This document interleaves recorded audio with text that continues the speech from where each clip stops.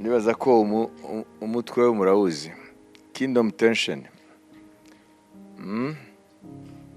Tension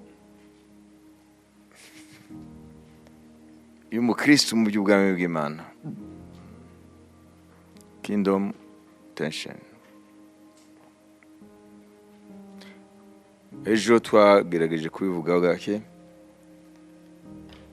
Tuvuga ko umukristo aba mu bihe bibiri niyo bituma habaho iyo tension.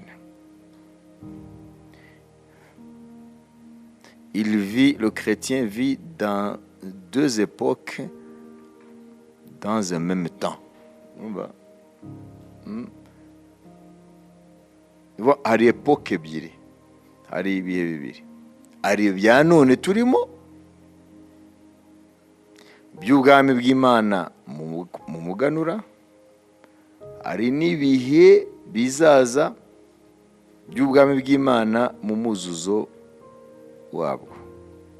Rero twebwe turi hagati aho. Rero ni gute ushobora kuba mu gihe kimwe mu bihe bibiri?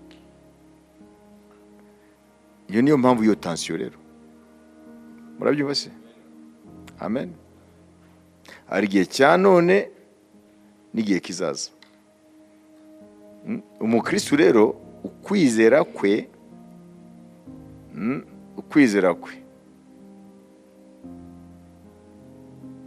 kurakora kuri ibyo bihe bibiri.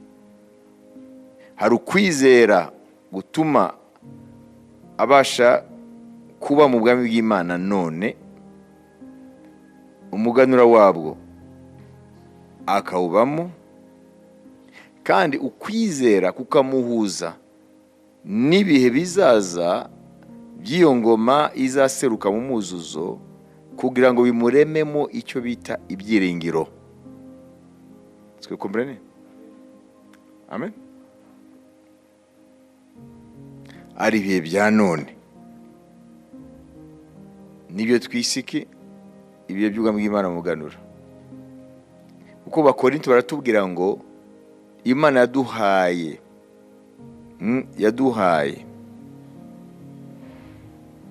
umuganura w'umwuka, les arts de l'esprit niko bavuga, cyangwa la compte iyo bavuze mu bintu bya comptabilité.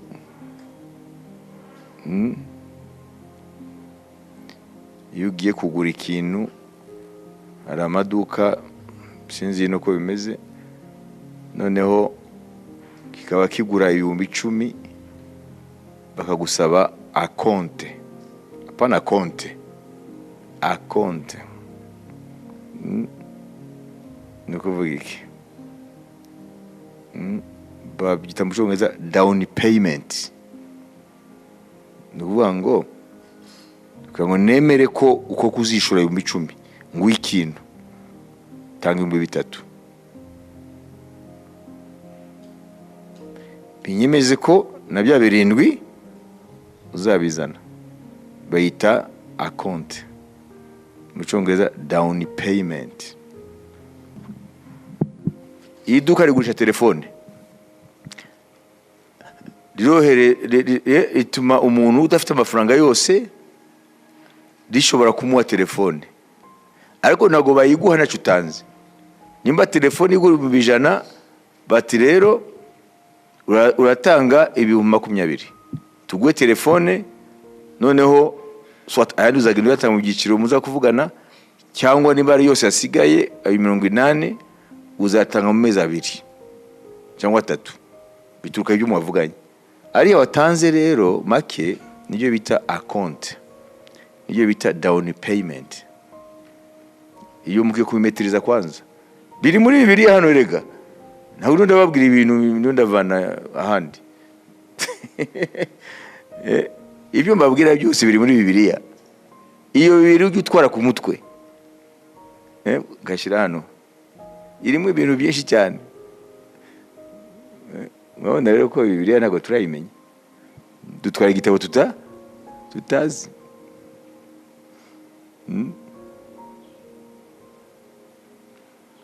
abantu bazi ko Bibiliya ntihari yabanze gusa ngo Matayo, Luka, sibyo? Yesu ajya kunyana n'indogobe, basasa imyenda, Yesu arazuka, Yesu azagaruka. Ntibamenye ko hari ubundi bwenge burimo bukomeye. Amen. Na niyo mpamvu ari ngombwa ibi byose tumaze iminsi twiga ku bwami bw'Imana, byose iriya mitwe yose twagiye twiga, ziriya topics zose, byose nibyo byitwa mu ijambo rimwe kingdom dynamics, niko byitwa. Iriya repertoire yose ibituma ubwami bw'Imana iyo ubwinjiyemo buzana impinduka. Urwandiko rwa kabiri Pawulo yandikiye Abakorinto, igice cya mbere ku murongo wa 22. 2 Corinthiens chapitre 1 verset 22. Okay. Niyo yadushyizeho ikimenyetso, iduha umwuka wayo mu mitima yacu y'ingwate. Amen. Ingwate, voilà. Kinyarwanda bakoresheje ingwate. Ngibyo rero nimujya munyumva se ingwate mu bintu bijyanye n'amabanki, biri muri Bibiliya rero. Iri jambo banki ikubwira ngo zana ingwate, urisanze he muri Bibiliya yawe? Ntabwo ari ibintu gusa by'isi. Amen.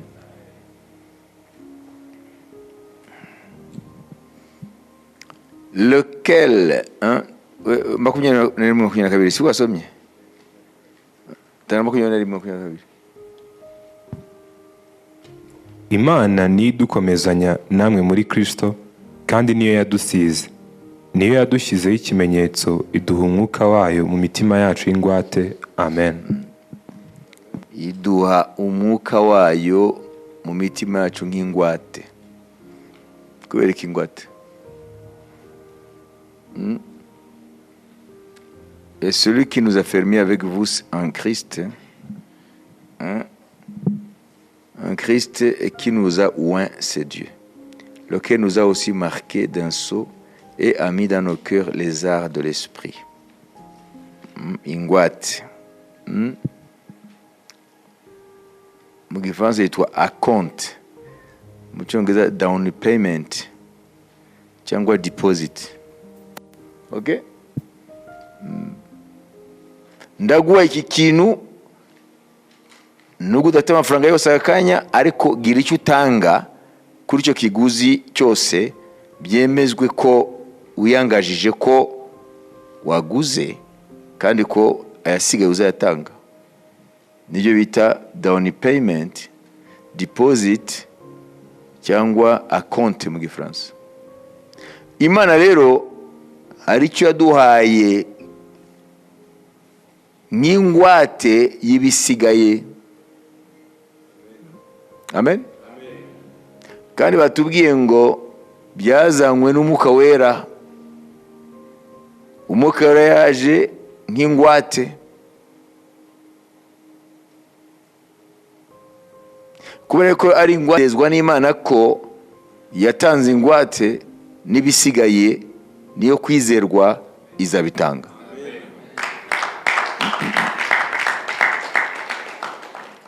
Imana ishimwe. Aho rero abakristo benshi badasobanukirwa, ntibamenya yuko kuvaho Yesu Kristo yaje, hanyuma agakora umurimo wo kuducungura ku musaraba, noneho agasubira mu ijuru.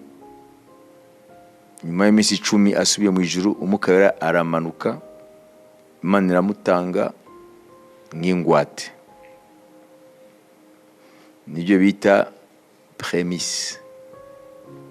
Amen. Umuganura.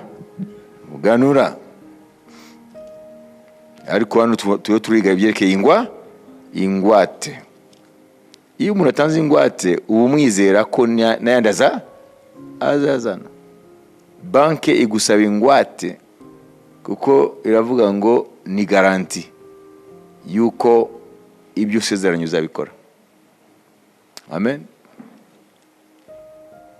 Haleluya. No mu Bakorinto wa 2:5 5:5 nabyo barabitubwira.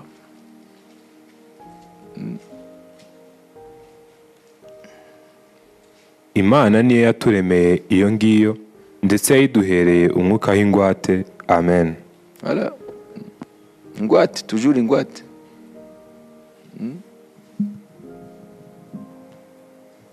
Utekereze kuri iyo ngwate. Umwuka wera uyu mubona muri twebwe akora. Ni ingwate. Ni down payment. Ni account. Abaroma 8:23. Ariko si ibyo bisa, ahubwo natwe abafite umuganura w'umwuka, natwe tunihira mu mitima yacu dutegereza guhindurwa abana b'Imana, ariko gucungurwa kw'imibiri yacu. Amen. Ngo dufite iki? Umuganura. Murabona aho twavanye ijambo umuganura? W'umwuka, wa mwuka yaduhawe nk'ingwate kugira ngo Imana itwemeze cyangwa itwereke ko biriya tutarageramo, iby'ijisho ritarabona, iby'ugutwi kutarumva, ibitarinjira mu mutima w'umuntu kuko ntabwo wasingira ibyo utazi. Amen. Kuko byo mu ijuru birenze twebwe ko ntitwanabitahura. Rero Imana yazanye umwuka nk'ingwate w'ibyo tubikiwe mu ijuru. Amen. Urumva rero ko ibyo tubikiwe mu ijuru muri kiriya gihe cy'umwuzuzo, Imana yazanye umuganura wabyo mu mwuka wera. Umwuka wera rero yitwa umuganura ubwami, kandi akitwa ingwate. Iyo bavuze ko umwuka wera twamuhawe nk'ingwate, nibitwereka ko ibyuzuye biri inyuma. Imana ishimwe. Uyu mwuka wera mubona akora imirimo, iyi ni garanti, ni signature. Amen. Ni kashe yuko ibyo amaso yacu atarabona tuzabibona. Imana yabwe icyubahiro. Niyo mpamvu udakwiye na rimwe gushidikanya ibyo Yesu avuga bidutegereje. Umurage udashobora kugajuka, udashobora kubora, udashobora gusaza, nibyo umwami atubikiye. Amen. Ibyo Bibiliya ikwizeza biri hakurya y'amaso dushobora kubona nyuma y'igihe cya none, ikikwemeza ko biriho ni ingwate yatanzwe, niwe mwuka wera. Ukwiye kumenya ibyo bintu bibiri, kumenya umwuka wera nk'ingwate, umwuka wera mwongereze umuganuro w'ubwami. Nindese noneho yakubeshya yuko ibyo twizeye ari amagambo gusa? No. Umwuka wera niwe yaje kubihamya. Haleluya. Umwuka wera yaje kubihamya.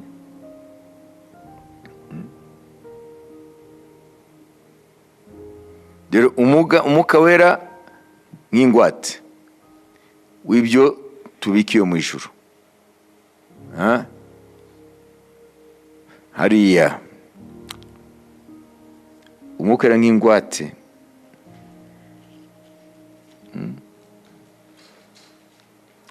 Abakorinto wa mbere 2:9. Ngibi ibyo tubikiwe mu ijuru, ariko tukaba twarabiwa. Ariko nk'uko byanditswe ngo ibyo ijisho ritigeze kureba n'ibyo gutwi kutigeze kumva bitigeze kwinjira mu mutima w'umuntu, ibyo byose Imana yabyiteguriye abayikunda. Ariko Imana yabiduhishurishije umwuka wayo, kuko umwuka arondora byose ndetse n'amayoberane y'Imana. Amen. Amen. Nuvuga ngo umwuka wera twakiriye muko kwizera Yesu niwe atwemeza mu mitima yacu yuko ibyo tutarabona biriho koko kandi ko bidutegereje, kubera ko yaje nk'ingwate. yaje nk'ingwate kandi yaje nk'umuganura ubwami. None iriya tension rero aho ibera rero ni hagati y'ibyo bibiri, ni hagati yo kuba mu bikiri ingwate kandi ukiringira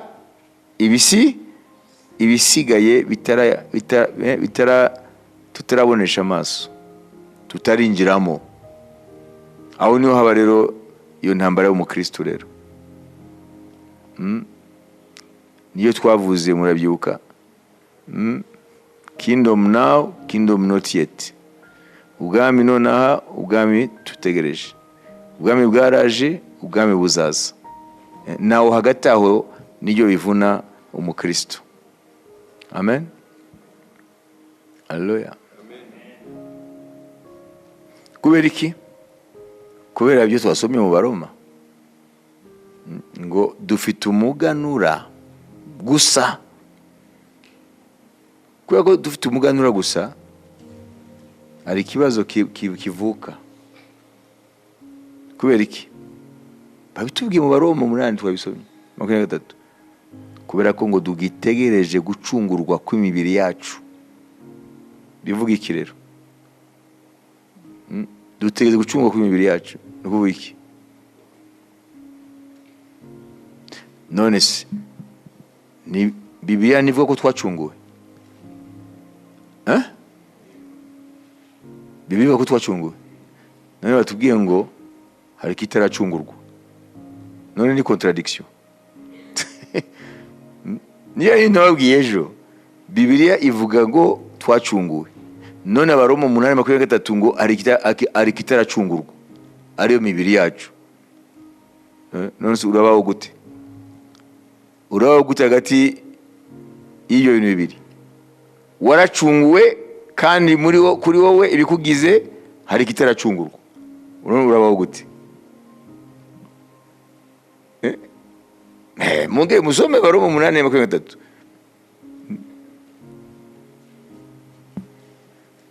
Ariko si byo bisa, ahubwo natwe abafite umuganura w'umwuka, natwe tunihira mu mitima yacu dutegereza guhindurwa abana b'Imana, ariko gucungurwa kw'imibiri yacu. Amen. None se mumva ari biki? Turi abana b'Imana kandi ngo ntabwo turi ababo. Nimwe bisubize. Ijambo ratubwira ngo turi abana b'Imana kandi ijambo ratubwira ngo dutegereje kubabo. Urayifata gute? Et ce n'est pas elle seulement la création qui attend, qui soupire, qui souffre les douleurs de l'enfantement, mais aussi nous aussi qui avons les prémices de l'esprit, nous aussi nous soupirons en nous-mêmes en attendant l'adoption, la rédemption de notre corps. Bibiliya ivuga ngo twagizwe abana. Nusoma Galatiya ibice 4 ku murongo wa mbere ukamanuka wa 4 hariya, twagizwe abana. None hano baratubwira dutegereje kugirwa abana. Twaracunguwe biratubwira kandi hano ngo ari igice cyacu itara. None tuyifate dute?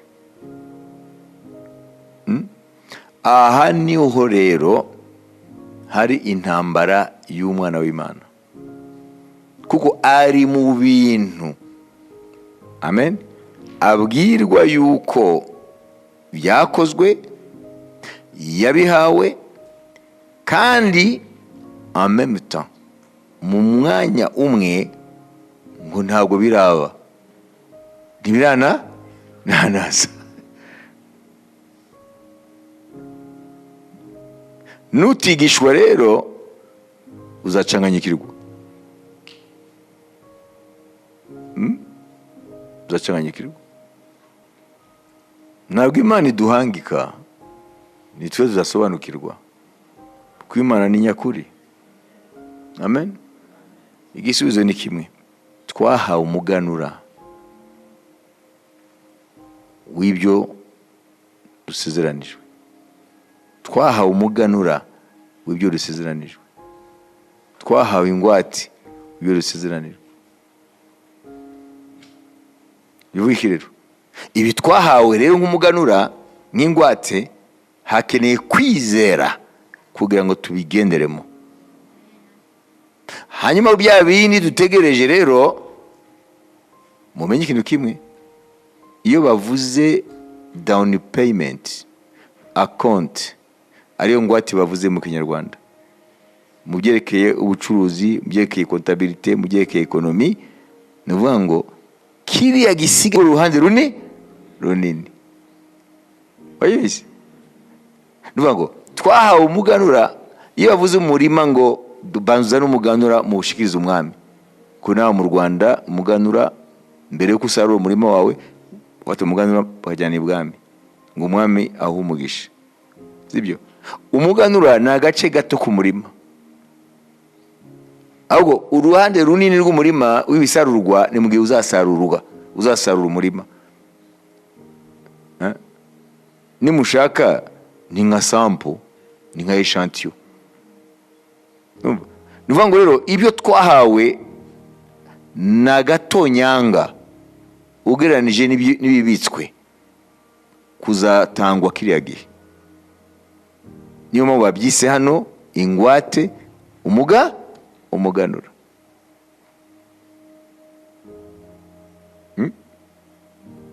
Amen. Noneho ubuzima rero bwacu nk'abakristo ubu nuko tukwiye kuba mu muganura, kandi birasaba ukwizera.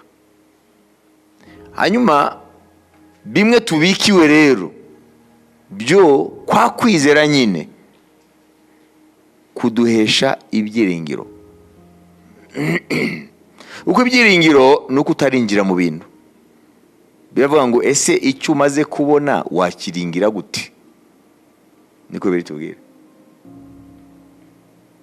Abakristo rero kubera batigishwa baracanganyikirwa, bakibera mu rwego rwo kwiringira. Ariko bakiringira bashaka ngo bize mu gihe cyacu. Niyo ameze ko mu gihe cyacu ni umuganura, ariko ibyo kwiringirwa niyo mu gihe kizaza. Kisha wanachanganyikiwa. Yanda byumvise. Nibyo bita kingdom tension. Ibi nago bibamo. Alors ça crée des chrétiens frustrés. Bakaba frustrés. Ndizi ko ibi bintu yansubire bwo gutya narasenze ntabyo mbona. Wowe ntabyo ubona kubera ko wowe urashaka ryo mu gihe kizaza. Kandi ibyo barakubwira ngo ubyiringire. Ahubwo wowe mu gihe cya none, amen, byaje umuganura. Shaka ibyitwa umuganura, nibyo wemera mu gihe cya none. Hanyuma bya bindi mu gihe kizaza mu muzuzo byo iragusaba kubyiringira. Imana yabwe icyubahiro. Alors pour naviguer entre ces deux époques, c'est ça le problème. Amen. Aho niho bikibazo.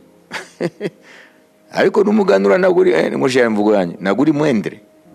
Nayo ni ibintu bihambaye.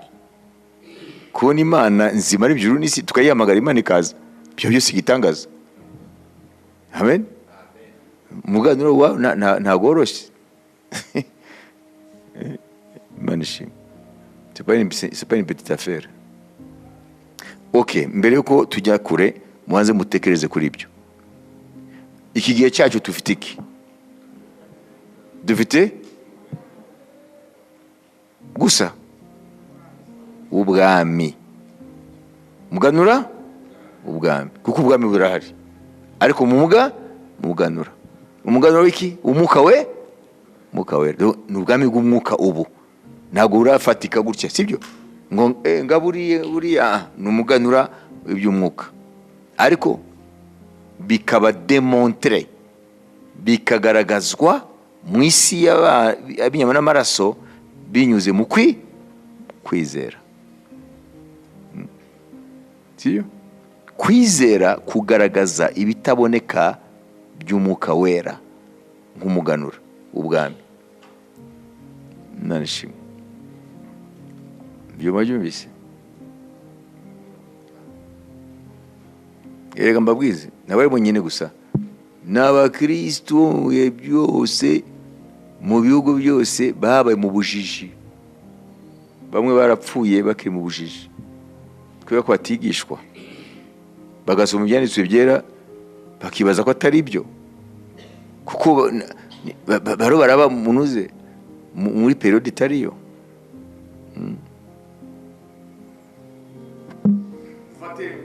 Tano tutekereje kuri ibi. Nimba wabisingiriwe ubitekerezeho. Okay? Ni biki tukwiye kwizerera iki gihe cyacu? Ni biki? Ni ibyitwa umuganura w'ubwami. Ni biki tukwiye kutizerera mu gihe cyacu? Ni umuzuzo wo mu gihe kizaza. Byo twibwira gute? Kubyiringira. Voilà. Nujya kwizerera ibyo muri kiriya gihe kizaza, amen, kandi ukwiye kubyiringira, tu vas être un chrétien frustré. Uzaba umukristo se by'Imana se ni binyoma se byagenze gute? Uzaba frustré, bikubuza iki? Umudendezo wa none mu mwuka wera, kuko ni wowe utamenye, amen, gahunda y'Imana. Ibyo irakora ubu ni byiza akora mu gihe kizaza. Utangira kuba mu buzima rero, hanyuma amaherezo ukava mu gakiza, kuko amaherezo urarambirwa hanyuma ukabivamo. Abakristo benshi bari frustré. Frustré ni frustration, ni ukuba ushaka ikintu ntukibone, uhinduka frustré kandi wari uzi ko ufite uburenganzira, mais tu deviens frustré. Ok?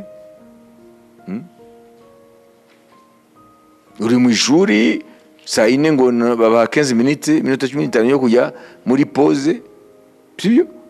Hanyuma uwo munsi ntiyayitanze, uza kubona rero mine y'abantu, baza kubona mu maso y'abantu bamwe batavuga gute, kwijima, niyo bita frustration.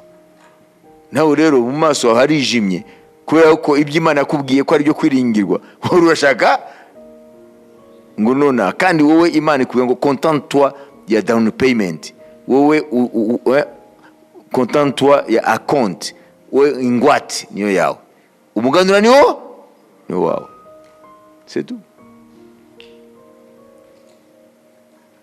Est-ce que iyi tension mwumvaho iri? Nukuba hagati ya déjà pas encore, now not yet. Aho niho hazana tension. None tukagira abakristo bari frustré, frustrated. Not done.